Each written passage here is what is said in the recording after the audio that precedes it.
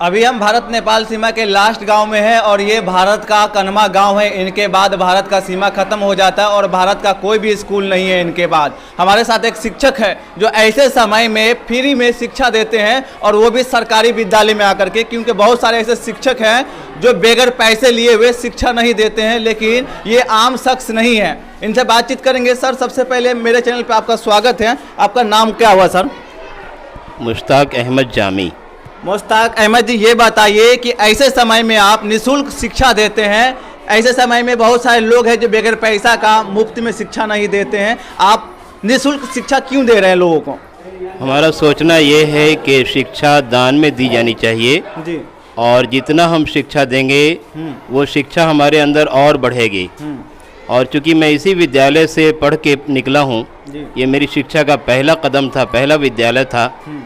और जब मैं कामयाब हो गया, जब शिक्षित हो गया, तो अब इस गांव का और इस विद्यालय का मेरे ऊपर हक है कि मैं इसकी सेवा करूं और इसके लिए पैसा कोई मानी नहीं रखता है। सर, एक बात और पूछेंगे, आप कहाँ तक पढ़े हैं? ग्रेजुएट है, क्या कर रहे हैं? मैं इंजीनियर हूँ। मैं इंजीनियर हूँ। AMU से हमने मैकेनिकल इंजीनियरिंग किया है और उसके अलावा दिल्ली से AMI भी किया है। तो मैं चार्टर्ड इंजीनियर हूँ, लेकिन पढ़ाना मेरा शौक़ है। शुरू से ही मैं टीचिंग को लाइक करता हूँ और इसलिए मैं टीचिंग के ज़रिए सेवाएं दे रहा हूँ। सर, आप चाहे तो कोचिंग सेंटर खोल करके भी निःशुल्क शिक्षा दे सकते हैं, लेकिन आप सरकारी विद्यालय में आकर के निःशुल्क शिक्षा देने का उद्देश्य क्या है, लोगों को बताइएगा।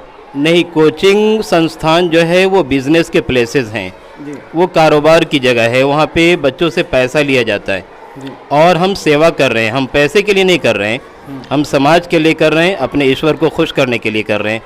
पैसा तो हमारे दिमाग में है ही नहीं। सर, एक सवाल और पूछेंगे। बहुत सारे ऐसे शिक्षक हैं सरकारी विद्यालय में जिनको मोटी रकम दी जाती है, 30,000, 40,000, 50,000। बहुत सारे ऐसे मास्टर जिनको 65-70,000 रुपये भी सैलरी दी जाती है, लेकिन वो शिक्षक के अंदर में वो चीज़ नहीं पाया जाता जो शिक्षा का जो प्रति जागरूक करना, शिक्षा के प्रति बच्चे को किस तरीके से तैयार करना है। आखिर क्या कमी उनके अंदर छूट जाता है जिनके कारण जो बच्चा सही से पढ़ नहीं पाते हैं? हम उन शिक्षकों को भी जागरूक करने की कोशिश करेंगे। वो हमारे भाई हैं, हमारी बहनें हैं। हो सकता है कि कोई कमी उनसे हो रही हो तो, लेकिन हम नाउम्मीद नहीं हैं। उनको ट्रेन किया जाएगा, उनसे मशवरा किया जाएगा और शिक्षा के प्रति उनको भी जागरूक करने और शिक्षा की अहमियत और इसका जो रोल है समाज के अंदर, उसको उनके दिमाग में लाने की कोशिश की जाएगी। ये हम हासिल कर लेंगे, इस कमी को हम दूर करके रहेंगे। सर, बहुत सारे लोगों से जब हम मिले थे आपके बारे में काफ़ी कुछ सुनने को मिला कि सुबह में जब आप उठते हैं तो एक स्पीकर ले लेते हैं, बैग ले लेते हैं, पूरे गांव में घूमते हैं। गांव में घूमने का उद्देश्य क्या है सर? हम एक NGO से भी जुड़े हुए हैं जी, जिसका नाम है ड्यूटी सोसाइटी इंडिया जी, और उसमें हम शिक्षा और समाज को एक साथ लेके चल रहे हैं जी। तो हमारा अभियान है और ये पहला अभियान है सफाई।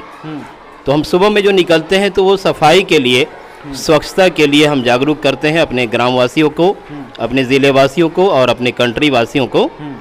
और ये हमारे जो राष्ट्रपिता हैं उनका सपना है और सारे धर्म सफाई को प्रोमोट करते हैं। सारे धर्म जितने भी मज़ाहिब है सब कहते हैं कि सफाई आधा ईमान है, स्वच्छता में ईश्वर का वास होता है। तो इसी थीम को लेकर के हम निकलते हैं ताकि हमारा ईश्वर हमसे खुश हो जाए।